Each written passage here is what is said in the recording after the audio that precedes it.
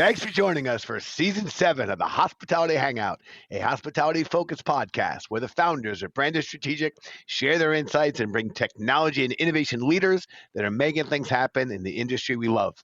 My name is Jimmy Frischling, otherwise known as the Finance Guy. I'd like to introduce my partner, Mr. Michael Schatzberg, also known as the Restaurant Guy. Thanks for that kind introduction, Jimmy. And to all those listening, feel free to call me Shatsy. Together, we are the personalities behind Branded Strategic Hospitality. We work together at the intersection of hospitality, food service, technology, innovation, and capital. Jimmy, that's a lot of stuff. It's a lot. It's a lot. I got to tell you, Jimmy, I am excited to be here. It is a great show, great episode. Back from NRA. I think there had to be, 200,000-300,000 people there. It could be off by a couple people, but I counted. Yeah, off by about a couple 100,000. But I mean, I know there was a lot of people there, Jimmy. Big number. I mean, it was crazy. It was super exciting, Jimmy. And when I was in NRA, I was thinking a lot about the business. But you know what really I was thinking about?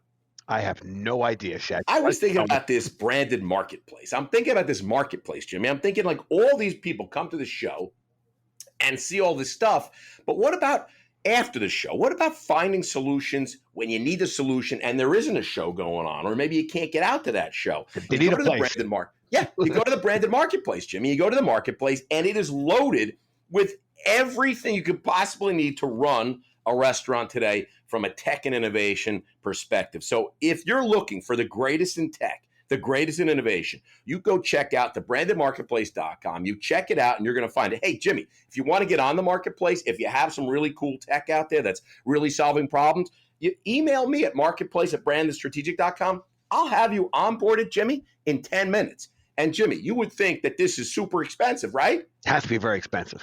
You would think, just from what I just said, you'd be like, Shats, what, $1,000 a month, $2,000?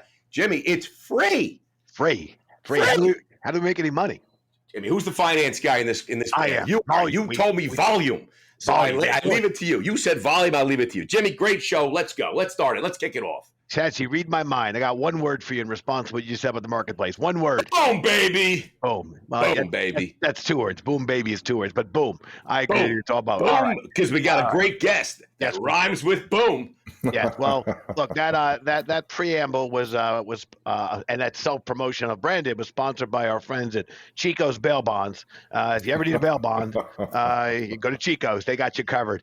We really got to work on that sponsorship stuff. But okay, we are very excited for today's episode. Our guest is they're paying us as much as the marketplace, Jimmy. That is true. Our friend is Mr. David Bloom, Chief Development and Operating Officer at Capriotti and Wing Zone. This is going to be, I believe, a very, very fun and informative and insightful episode of the Hangout. David, we're going to let you take the lead, sir. Please give us a little background about yourself and, of course, a little pitch on Capriotti and Wing Zone, because you guys are on a tear.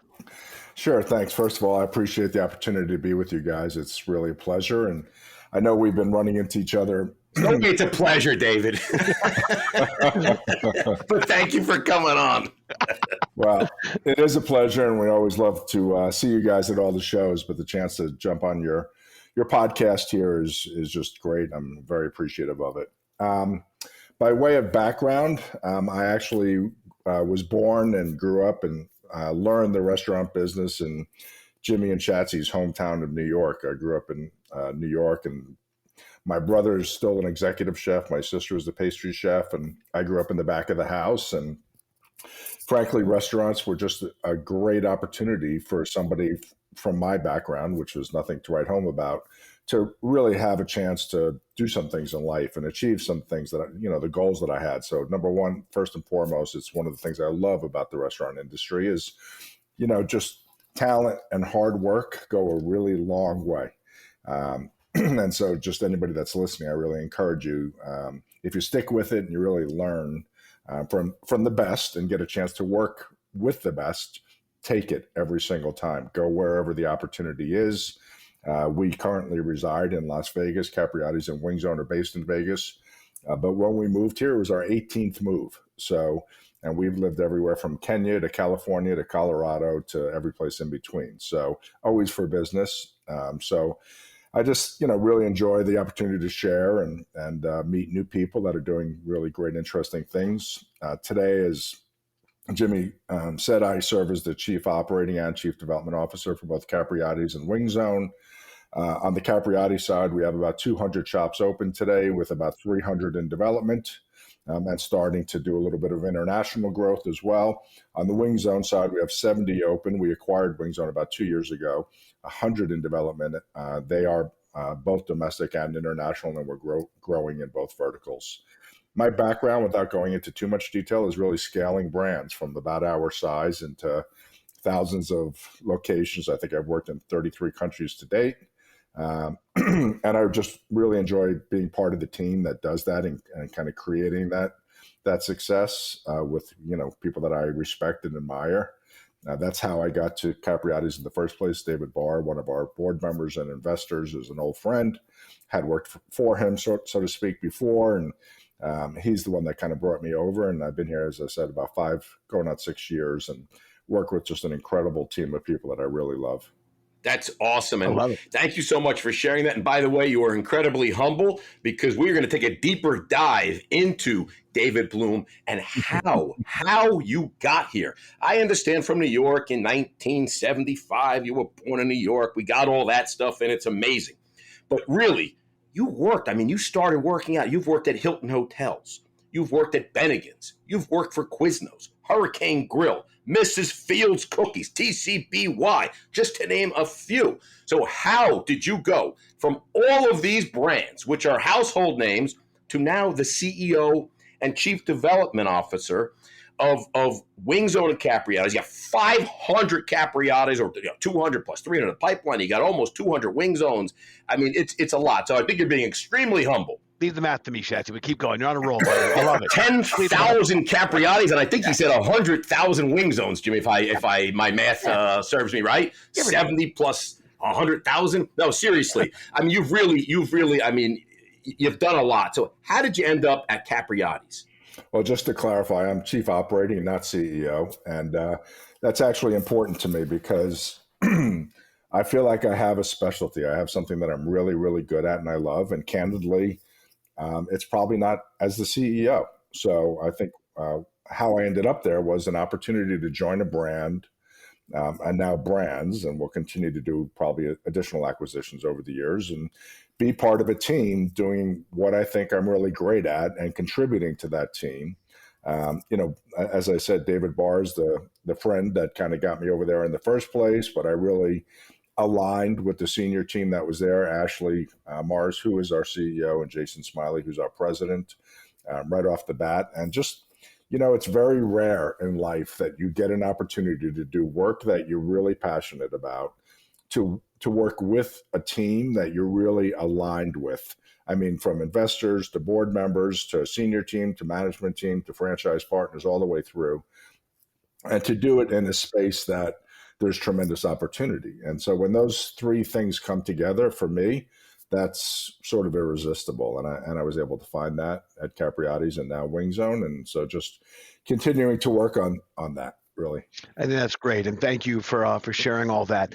David, we've actually had a lot of operators on the show, and I really don't want to.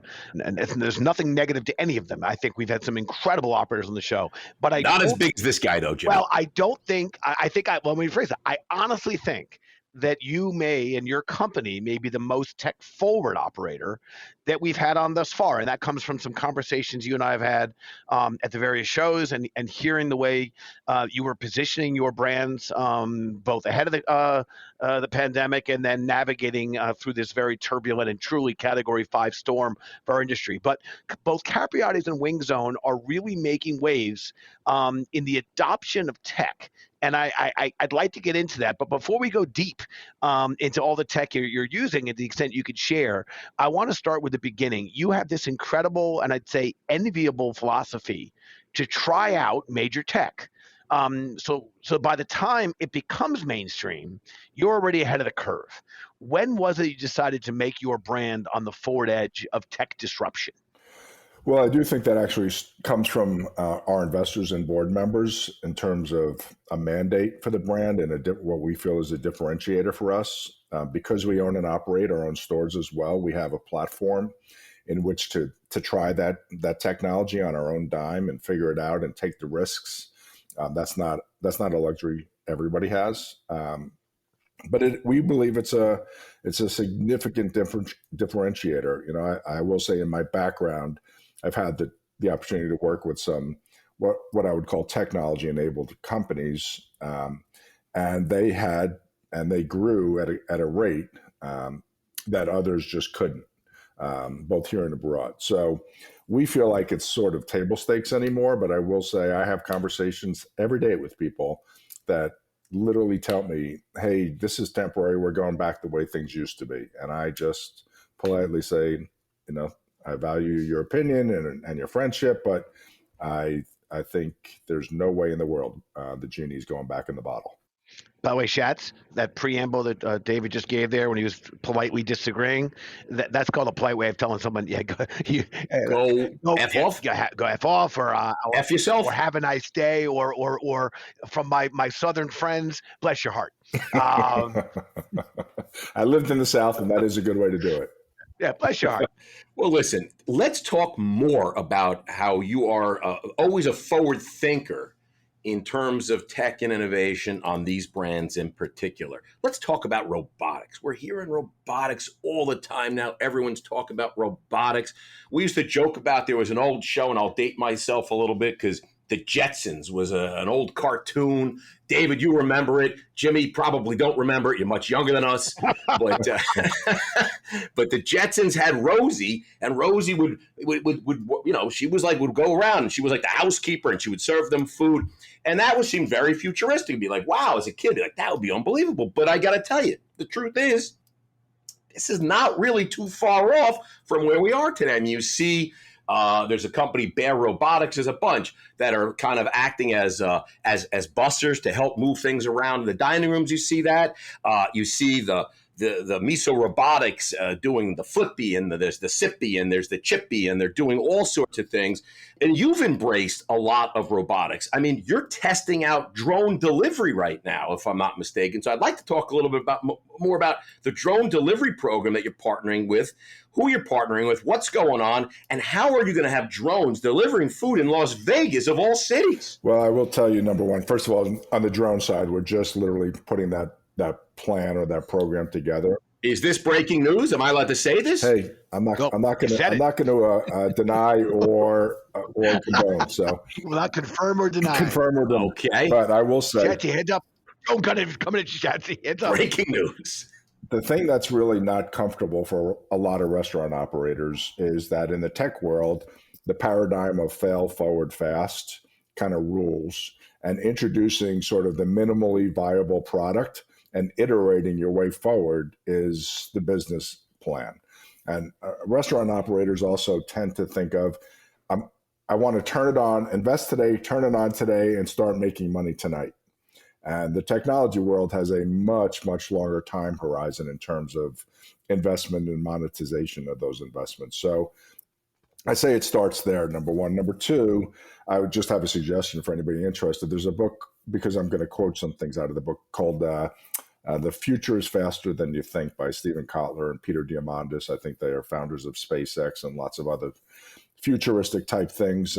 And they coin a term that I've really resonated with me, and that is, we are living in the age of convergence. All of the technology, Schatz, that you mentioned, you know, autonomous vehicles, drone, robotics, 5G, all of these things have existed for years. We just couldn't make them work together. And for the first time in literally history, human history, we're able to actually integrate them and make them work together in a way that really provides exponential returns. So while I think we're probably on the 5 or 10 yard line of this disruption cycle, it's coming. And we think companies, just like you've seen in other industries, you saw it in retail, you know, most recently, but it's happening in fintech, it's happening in the real estate industry, it's happening in biotechnology, it's happening in logistics, right? It's happening in every industry around us. And so we're not alone. It's just that it seems like restaurateurs tend to be a little bit slower to believe or adopt. And we think that's, again, a competitive advantage. We have point of sale systems, David. What more do we need? Yeah, exactly. First, Shatz, you got a dishwasher, and then you got an old, I got an Ecolab, I got a Jackson Fast Break dishwasher, and then I got a point of sale system. Yeah. What else do I need? Yeah, you're good. Yeah. Shatz, you're ahead of the curve, man. Back in the day. All right, listen, I want to continue on the robotics conversation, and Shatz, get ready for it because I think you might enjoy this. But David, you and the company have recently partnered with our friends at Wavemaker, Wavemaker Labs, for a few of your other in-store robotics initiatives. And Shatz, if you want to comment that may or may not be breaking news, I got to tell you. Is that breaking news? No, that's public. No. It's public. All right, good. Well, we gave it a shot. Can we say that it's breaking news on the podcast that we have breaking news? Wavemaker and Capriotti's and Wing Zone have partnered for some incredible it's stuff. To say that after the guest just said it's out in the public domain and it's not breaking news, but we can edit that, Jimmy. All right, David, what can you tell us about the partnership and how you're going to take robotics from your own stores to your franchise location? That's always, from corporate to franchises. Would love to hear how you're going to, work and try to effectuate that in the most, successful way possible, efficient way possible. So Wavemaker is effectively a private equity company, a finance company, and Miso Robotics is one of their investments. They're really the robotic developer, and we work with both. We've had a relationship with Miso Robotics for a couple of years. It started off with actually positioning cameras above our grills in a Kitchen United that was on the other side of the Wavemaker offices and that those cameras were hooked up to an AI to learn how our sandwiches were being made on the grill. And, just start that machine learning process. As I said, this takes time, right? And then it taught us that we had to go back into our supply chain and maybe change the way we make cheesesteaks, change the way the meat came to us in our restaurants to make our product conducive to work in a robotic environment. And that process is literally still going on. When we acquired Wing Zone, it was a little bit different. We acquired Wing Zone with the advanced thought that this product would work incredibly well with robotics, and we want to tailor the menu, we want to tailor the operation, and design the restaurants from the get-go around having as much automation as physically possible. And so we've been working with Miso on that early on.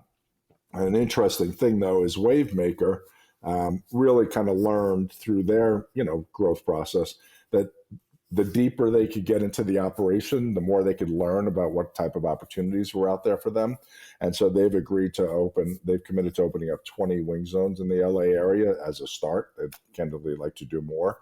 One thing they're really, really good at is crowdfunding. So they've launched a crowdfunding campaign. I think they have, for their various brands, they raised over $50 million to date. And candidly, they can raise as much as they want. They just turn it off and on. And people are really excited and intrigued about these types of developments. So it's a long-term relationship that, again, is at the beginning. But I will say one thing. These all start with picking the right partner and making sure that we align with those partners from a values standpoint, from a vision standpoint. And that's what we found with the group at Wavemaker and Miso. There's challenges. There's literally challenges and problems every day. But when you align with people and they are the right partner, and for a small company like us that we don't have our own, we have an IT department, but we don't have a technology skunk works. Yeah, I don't think you have your own robotics division at this point. Right, and we're probably not. So it's all about picking the right partners. Listen, it's undeniable the impact that AI, machine learning, and robotics will have and continue to have on the industry. And I think to your point, we're on the 5-yard line. I mean, this is really early stuff, but it's coming, it's happening. There's no question about that. And I think it's interesting, like, what does this mean to the back of the house staff? And I think to your earlier point about what a great industry, I think, and I'd like to hear your thoughts on this, will this create new opportunities for people that didn't think that hospitality or the restaurant business was something they wanted to get into, but now with this proliferation of AI and robotics, and now you're going to have to, we like to call them chef techs. I mean, someone's going to have to be there monitoring these robotics, working with them, fixing them, et cetera. Do you think that creates a whole new kind of sector in terms of employees? About, do we have to retrain employees, or maybe it's a whole new opportunity for people that want to come into the space, that are intrigued by robotics and stuff like that, and bring a whole new line of employees? First of all, you brought up a number of really, really great points. And you see that, Jimmy? Good points on my end. Lots to unpack there, Schatz, but you're right. Excellent points. Lots to unpack, though, now. Check the box for Shatsy. That was an early question of ours. And one thing that really impressed me right from the get-go, this was like 2-3 years ago, I actually saw videos of employees that were interviewed while they were on the job working next to the robots. And they loved it. They were like, I don't have to stand in front of this fryer for 12 hours a day. My job is now talking to customers. It's taking care of the machine. It's servicing people. I'm making more money because I've learned new skills. We're doing more business because our throughput is a lot faster. So the employees loved it. It gave them more opportunity to do more of what they wanted to do and make more money. So that was really significant from my standpoint. Number two, from a consumer standpoint, I don't know if you everybody knows this, but within the robotic system, you can literally have sensors that are detecting foodborne illnesses. You can have sensors that are making sure the product is made exactly right. You can have artificial intelligence cameras making sure the right food is going in the right bag, and every order is done. You can obviously have much faster throughput, so you can service those customers during peak periods. So there's just a significant amount of really advantages, I guess, from a back of the house standpoint, as you said, chef techs, whatever you want to call them, the employees themselves, and from an investment standpoint. If you can take 10 points out of the labor model, guess what? That's a big difference. It's big difference. Huge. We haven't heard numbers like that. I mean, reduction in 10%. I've never heard that even mentioned. Yeah, it's not about, and by the way, it's not just about reducing labor. You can't find the labor, right? And like, who wants to work at midnight when we sell a lot of wings? How many people want to work at midnight or 2 a.m, late night? Well, what about in an airport location or non-traditional locations where you'd like to be 24 hours? Mm-hmm. It really is not just a labor savings, issue or a throughput issue. It opens up a whole lot of opportunities. And I think in the long run, we're going to see the capabilities of these, automated systems, robotics, whatever you want to call them, they're going to grow exponentially. Yep. Hey, we're paying rent 24/7. So if you have an opportunity to extend your operating hours, like you said, in airports and things like that, that could be a whole new revenue stream that you didn't think possible. I find myself in the debate regarding the employment side, particularly given our business. Mm-hmm. And people have often said to me, "What, aren't you taking away jobs with the initiatives on the tech and innovation side?" And I have a 2-part answer. I first say that I'll engage in this discussion as long as they tell me that they wait in line to pay the toll booth collector and hand off the cash, as opposed to using an easy pass or an automated lane, because mm-hmm. I didn't hear the complaints about saving the toll booth collector's job. The other thing is, and I love how you highlighted that the employees were embracing this. They mm-hmm. saw this as value added to them, so they could do the job they wanted, engage more with customers, and earn more. And that's such an important thing I think people are missing out on, is that this tech and innovation is actually going to be better for these employees. And what a great thing to allow these brands to operate more effectively and efficiently at times of day where we just can't get the labor to do it. Even if there was no tech, we couldn't be open sufficiently. Given the labor challenges. And I would just tell you, look at other industries, Amazon, Tesla, all these other industries that have probably added more jobs than any other single companies, and at the same time have embraced robotics wholly throughout their operation. And higher paying jobs. I really feel that the attractiveness to this industry, in a large part, thanks to tech and innovation, has now expanded the recruitment of different types of talent. All right, I want to stick with the off-premise. I'm going to move into that because it's a topic that is so important to branded, and we are heavily vested and invested in it. You previously mentioned that your brands were designed for the off-prem space. So when the pandemic hit, you were want to get ahead of the curve. What could you share number-wise about your growth during the pandemic, as well as now, as I'd like to say we're coming out of it? I think you mentioned double-digit increases in sales, but can you share a little something with our listeners about how you manage the growth, or what growth you experienced during this pandemic and now that we're coming out of it? Yeah, first of all, I want to just say that I know the pandemic in the last couple of years have been very rough on a lot of people. Really great operators, good friends that I've known for years and years, and don't want to make I don't want to make light of any of Yep. this. Good point. I want to say that because I respect so many of these folks. Um, we are very fortunate in that our products traveled well. Capriotti's literally 40 years ago was, they were all built with no seats. It was all carry out. So the entire product line was built to travel, be what I would call portable or rugged, and just show up, arguably half hour later were better than when they came off the grill or when they were made. They marinated a little bit. Yeah. So we were really lucky on that. And on the Wing Zone side, we were able to have a little more forethought and say, we're looking for brands that just dominate off premise and really work well within that, paradigm. So one was luck, one was a little more intentional.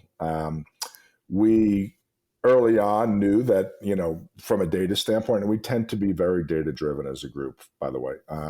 We knew, like a lot of other folks, that the off premise consumption was the fastest growing part of the restaurant industry. So we were very, early pioneers again on ghost kitchens and virtual brands and, working with companies like Olo to integrate the ordering systems. And we beta tested Olo Rails with, those guys. And we were really we learned not just how to do revenue, but how to make money in all those verticals. And we signed national agreements and had built on those close relationships over years. So when the pandemic hit, we were already optimized on all those platforms. We already had ghost kitchens with all the major providers. We already had virtual brands. We were already really, really good at integrating all the delivery service providers and marketing ourselves there. And our food was already designed to travel well. So we had very little, quote unquote, pivoting to do aside from the safety features that we had to do and closing dining rooms for periods of times. But what we found was while everybody else kind of shut down, it left a gap in the market. So we doubled down on our advertising, tell people we're open, we're safe.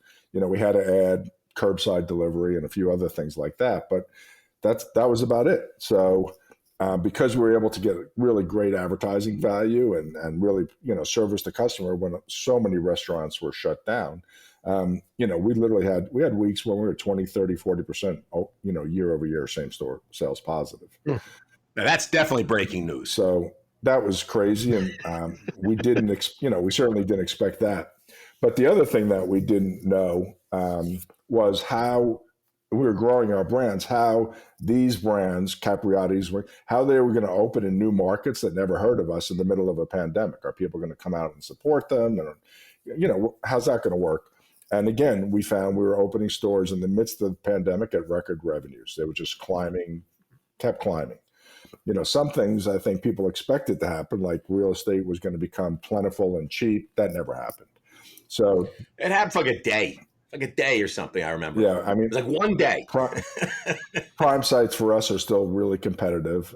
We use a lot of technology in our site evaluation processes and predictive indexing. Again, we it's really the technology adoption curve is throughout the entire organization, not just in back of the house or what have you.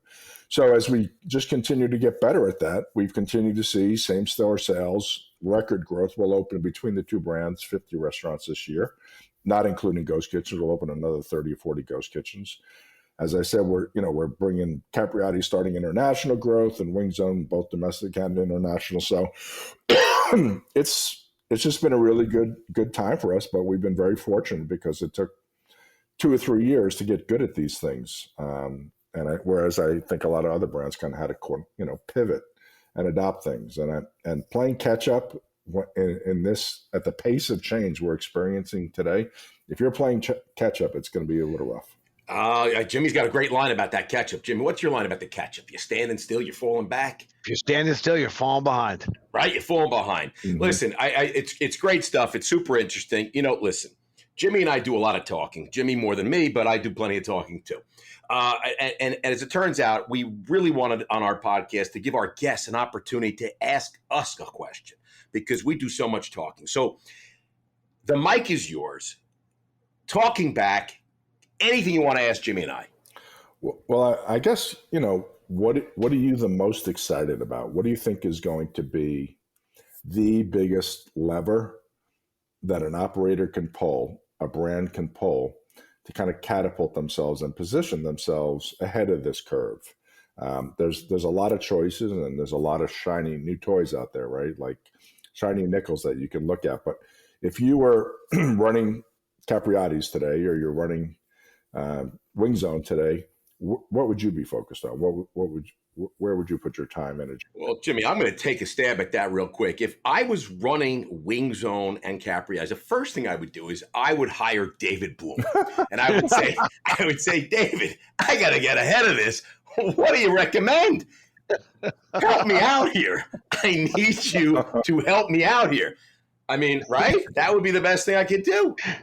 I hope there's more to your answer than that, Shatsy. But I respect that's a. What are you talking about? Why would I ever think about it? We just hire David. Like, David, you got to get me ahead of the curve. What do I do? Excel, Shatsy. We call that a circular cell because you see what I did there, Jimmy? Bloom asked you the question. You said I'd hire David Bloom to figure it out.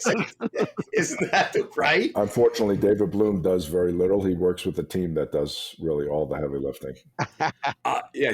Jimmy, you want to take a stab at it?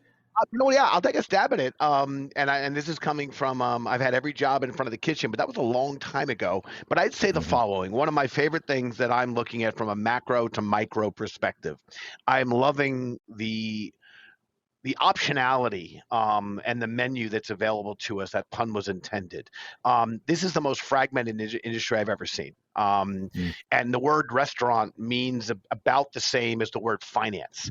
Finance means so many different things to people, as does the word restaurant. So if I was thinking about a Capriotti or a Wing Zone, at the end of the day, these are the things that would be on my mind. One is you've talked about a lot of them about the leveraging of AI and automation and robotics to address the issue of how to recognize that we have a labor shortage. We want to be open longer. And there are tools now available to marry with the types of offerings you have for your guests. The other thing I'm really interested in right now and think is going to continue to gain momentum, it is a combination of data and analytics, which I think this industry continues to underweight. I come from an industry, being Wall Street, where data and analytics dominated our decision making. Gut matters, gut's important, but watch how much better your gut and your instincts are when you're armed with data and analytics that will reduce that risk. And you want to fail fast and fail forward. Give yourself better information to work off of, and I think that is going to be meaningful. This industry is still way too heavily weighted to the way we've always done it, and it needs to change. And I agree with David's comment. Once the technology is out of the bottle, you ain't putting that back in.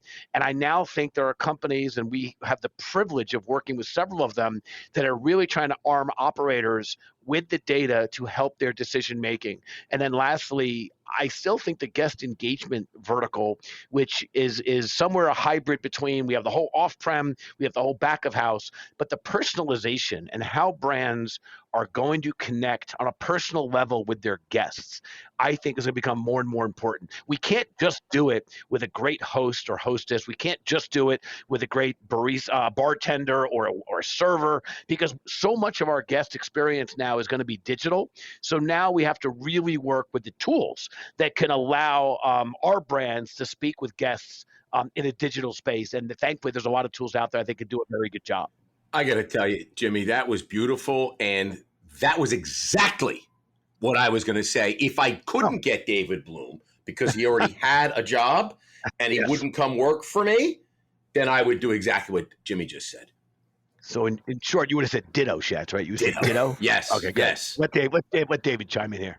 Jimmy, I mean, I think you hit the nail on the head. I would point people we're based in Vegas, and so I'm a Vegas guy. If you want to see an industry that does what you just said really well, it's the casino industry. Absolutely. They are so dialed into every individual customer, what that customer's doing, where they are, what their play is, what their spend is, how often they come, and what offers they respond to at what time of the year, what the last time they were back was. And it's a very rifle shot approach. And you'll talk to people and they'll say, "Oh yeah, the so-and-so casino offered me to come in and see this game or this concert or what have you." And, it's, whether it's country western or EDC or whatever it is. And, I always go, like the casinos know their customers and they know I'm going to put out these offers that I'm going to get back a 1.985 return. And literally the return will be 1.895. Like they know exactly what they're doing, what their return on investment, scenario is. And they're just turning the dials. And our industry is clearly not there yet, but it is. That's that convergence of technology, of AI, of geofencing, of social media. When all these technologies can talk to one another, that capability is going to become table stakes. Shatsy, what do you think? You think Vegas is better at knowing their guests? Rhetorical question, by the way, coming though. Knowing their guests or setting the line of any given football? By the way, Jimmy, I was thinking bookies too. I'm thinking like bookmakers do a really good job too. They're dialed into those. They're dialed into that game. They know exactly what it's going to be. Let me tell you something. They use data analytics to get that done. That's not gut instincts. Okay, I want to move into Greenberg, Jimmy. I want to move into our crystal ball moment. It's a chance we get to ask our guests to put on their Kreskin or Miss Cleo hat and predict the future. David, how do you see restaurants and dining 2 years from now in relation to hospitality and technology? Sounds like a short period of time, but the fact is, given the pace at which things are moving, that is an eternity. I like your reference into future is faster than you think, a book you referenced earlier. So what do you think, restaurants and dining 2 years from now, tech and hospitality? Well, I think number one, brand equity matters, even more in the digital world or quote unquote the metaverse. Which is still a little bit of a ways away. So building brands that resonate with consumers and have value to consumers for a specific product. Because you don't say anymore, I want to go out to eat. You say, I'm hungry. What are my options? Number one, what can be here in 20 minutes, right? What's convenient? And then what do I feel like? I feel like, Chipotle or Panera or Capriotti's or Wing Zone or whatever. So the decision matrix is actually flipped itself, right? So that's where we see things going. And I think brands that, can provide a great experience, a great product. In other words, the food's arriving hot and accurately and quickly are going to have a clear competitive advantage there. So I think off-premise consumption is going to continue to grow. And people will still want to go out for an experience from time to time, and brands that cater to that experience, your favorite steakhouse, your favorite bar, whatever it is, you're hanging out with friends or watching the game, that's still going to be a segment.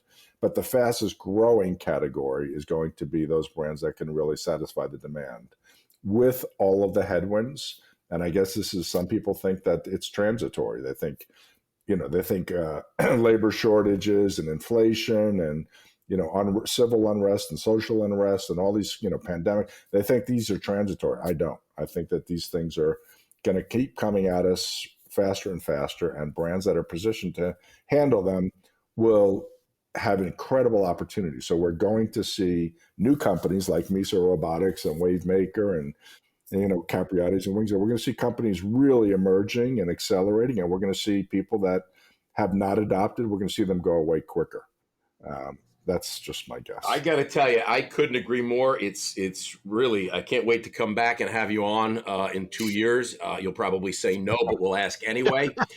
Never say no. But I got to tell you, it's really great to hear, because I think there is brands do matter. And I think Jimmy and I really believe in that. Brands matter, and the food matters, and coming hot matters, and the packaging matters, and the quality matters, and the taste matters. It all matters, and the idea that someone says, oh, no one cares about the brand, it's just got to get there. And you want an experience at home too. So, if off-premise, what your desire is, you still want that to be a great experience. You want that to come the right way with the right sauce, so it all matters. David, the Schatz is one of the most absolute positive, easygoing people I've truly ever met. And I once watched him almost get off kilter when someone's telling him, "Oh, come on, the food doesn't matter. It just doesn't get there on time." And I thought Schatz was going to go with the guy for that insulting, the quality of the food doesn't matter.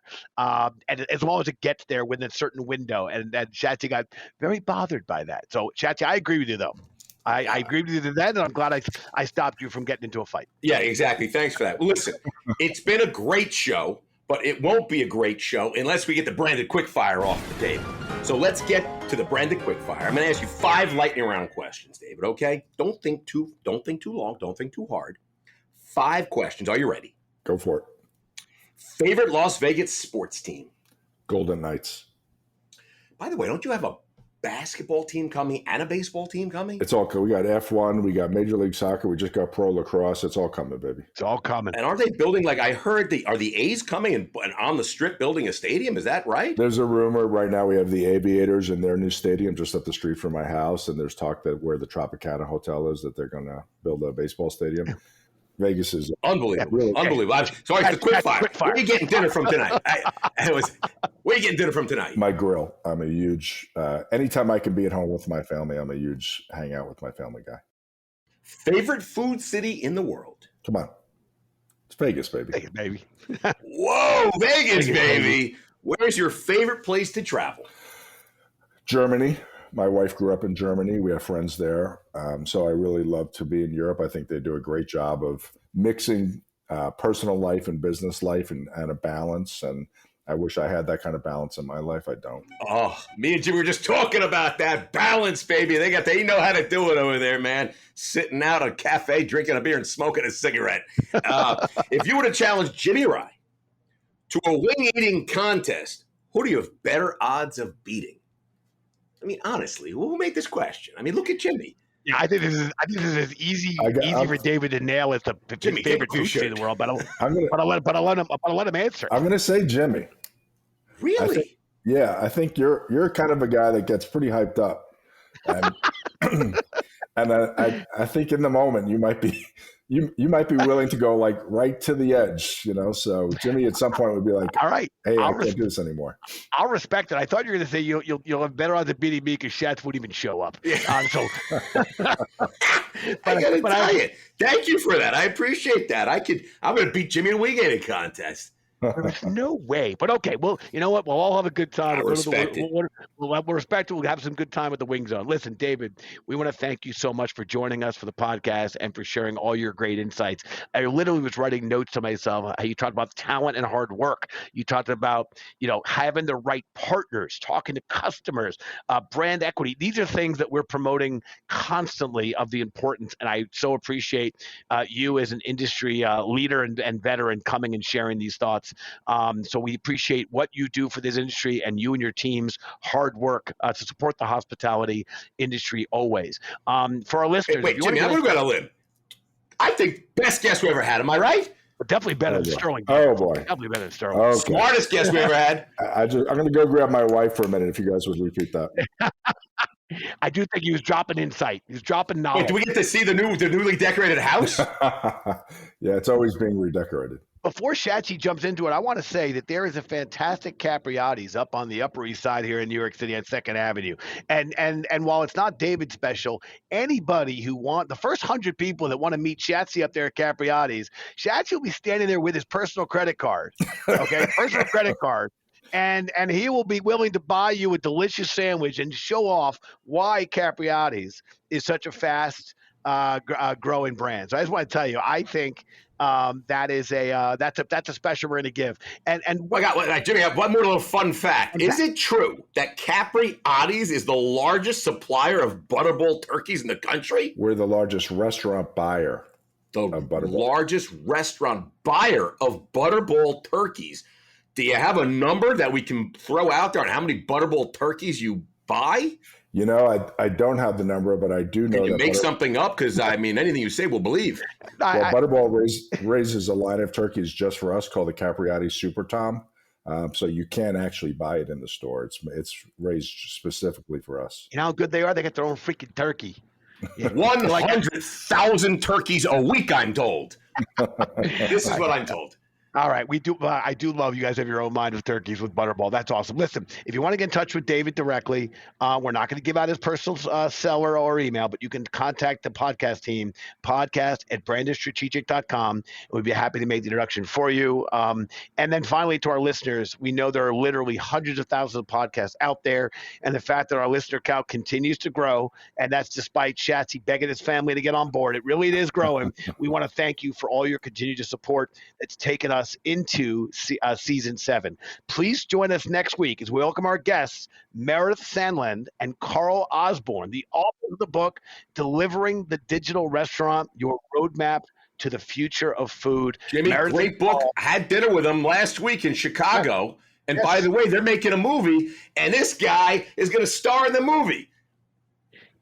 You know what? I made that up. I mean, I'm trying. I didn't even know what to say about that because that was a fun dinner and there's a little bit of alcohol and I have no idea which part of that was true or not. I said, you're making a movie? They said, we're going to make a movie. I said, well, this guy should be starring in that movie. Well, here's what I do know. I'm going to play the Brad Pitt part. Absolutely.